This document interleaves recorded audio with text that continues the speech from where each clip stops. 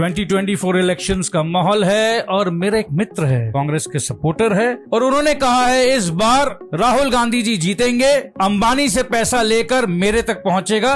Wealth distribution की कोई scheme है उनके पास। तो भाई ये स्कीम क्या है? बीजेपी के पास है ऐसा कोई स्कीम? आप सोचिए, क्लास में दो बच्चे पढ़ रहे हैं, एक 95% लाता है और एक 30%। सपोज कीजिए वहां का टीचर है राहुल गांधी, उसने डिसाइड किया कि 95% के मार्क्स और 30% के मार्क्स दोनों को एवरेज आउट कर देते हैं। फर्स्ट सेमेस्टर में दोनों के 55-60 मार्क्स आ गए। बड़ा वाला तो खुश नहीं होगा, फेल होने वाला था वो खुश हो गया।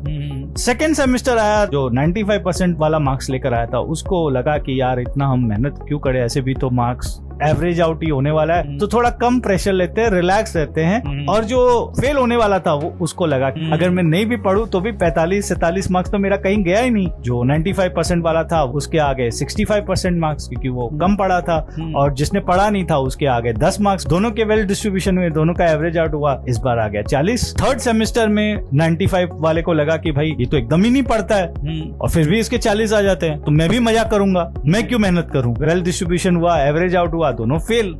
सो बेसिकली आप ये इंसेंटिव दे रहे हो कि आप मेहनत मत करो, आप काम मत करो, क्योंकि एनीवे आपकी संपत्तियां, आपकी प्रॉपर्टी, आपकी एसेट ले ली जाएगी और ऐसे लोगों में बांट दी जाएगी जो कुछ काम नहीं करते। मतलब आप सोच लीजिए, अंबानी जी 3 जनरेशन से मेहनत करके जो वेल्थ क्रिएट किए हैं, आप जो काम करते नहीं हो, आप सिर्फ आईपीएल देखते हो, ड्रीम 11 में आप जुआ खेलते हो, बेसिकली वो पैसा आपके पास आ जाए, अल्टीमेटली दोनों इक्वल हो जाए। दोनों क्या करोगे? दोनों समोसा की दुकान खोलोगे। अब समोसा की दुकान है, अंबानी की चल पड़ेगी। क्यों चल पड़ेगी? क्योंकि वो अच्छा बिजनेसमैन है, उसको आता है समोसा बेचना, वो बेच देगा, और आपका समोसा बिकेगा नहीं क्योंकि आप तो ड्रीम 11 खेल रहे होगे। तो अल्टीमेटली वापस वेल्थ डिस्ट्रीब्यूशन होगा, वापस 5 साल होगा, वापस राहुल गांधी जी वेल्थ डिस्ट्रीब्यूशन लेकर आएंगे। अब फिर क्या होगा? आप दोनों कहां पहुंचोगे? मूड़ी की दुकान खोलोगे, झाल मूड़ी बनाओगे। तो आप धीरे धीरे करके नीचे आते जाओगे, अल्टीमेटली दोनों भीख मांगने लग जाओगे।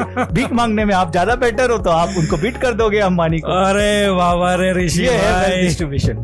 मतलब लास्ट में आपने ये समझा दिया कि भीख मांगने तक का नौबत आ जाएगा जिसमें आप बेटर हो। वेनेजुएला में यही हुआ था। Venezuela was one of the richest country. सबसे ज्यादा अगर क्रूड ऑयल है तो वेनेजुएला में है। उनके दिमाग में भी ये कीड़ा आया कि वेल डिस्ट्रीब्यूशन करना चाहिए, let's not incentivize the good performance. सारे लोग वहां पर काम करना छोड़ दिए, सब कोई डिपेंडेंट ऑन गवर्नमेंट हो गए कि भाई गवर्नमेंट हमें स्टडीज देगा, एजुकेशन देगा, खाना देगा, इनकम देगा। जब आप काम नहीं करोगे और आपकी पॉपुलेशन अगर इंसेंटिवाइज नहीं होगी काम करने के लिए, तो ओब्वियसली आपका वेनेजुएला वाला हाथ होगा। आज ये हालत है कि वेनेजुएला की करेंसी बुरी तरह से डिप्रिशिएट है। वहां पर इन्फ्लेशन एकदम ट्रिपल डिजिट, 4 डिजिट तक चला गया है। आप सोच लीजिए, 1 किलो अगर आप वेजिटेबल भी लेते हो तो आपको मिलियंस ऑफ बॉलीवर लगता है। जो आपके यहाँ 50 रुपए में टमाटर आ जाते होंगे, वही वहां पर 5 मिलियन बॉलीवर्स पे 1 किलो टमाटर आएगा। So this is what happens with the wealth distribution. तो मुझे लगता है कि wealth distribution is not a right thing for India. We should work hard,